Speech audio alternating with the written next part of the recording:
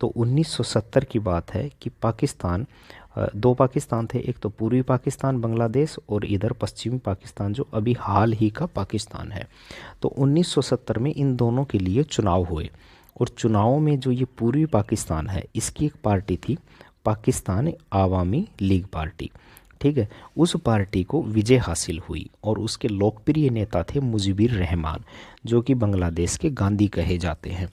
और यहाँ की जो पार्टी थी ये पाकिस्तान पीपुल्स पार्टी थी, जिसके की लोकप्रिय नेता थे जुल्फिकार भुट्टो। अब विजय प्राप्त हुई मुजीबुर रहमान को।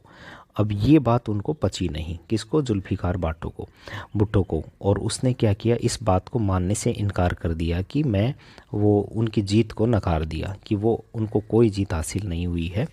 अब क्या हुआ, इन्होंने धीरे धीरे बांग्लादेश में अपने तेवर दिखाने शुरू कर दिए और वहाँ पर इसको बात को मानने से इनकार कर दिया कि चुनाव में तो किसी को जीत हासिल नहीं हुई है, ठीक है। तो अब इन्होंने धीरे धीरे बांग्लादेश में हमले करने की तैयारियां शुरू कर दी। अब बांग्लादेशी जो शरणार्थी थे वो भारत की तरफ आने लगे। इंदिरा गांधी जी ने उनको शरण दी और उनको तमाम सुविधाएं दी। लेकिन जब ये पाकिस्तान को तो ये बात पता चल ही रही थी, उन्होंने भारत को भी धमकियां देना शुरू कर दिया। तो उन्होंने भारत को भी धमकी देना शुरू कर दिया। अब इंदिरा गांधी जी ने इसकी धमकी का, इनकी धमकियों का कोई असर नहीं हुआ। अब पाकिस्तान ने अब हमले भी शुरू कर दिए और 3 दिसंबर को इन्होंने भारत के ऊपर अटैक करना शुरू कर दिया, ठीक है। अब इंदिरा गांधी जी ने भी क्या कर दी, युद्ध की घोषणा कर दी।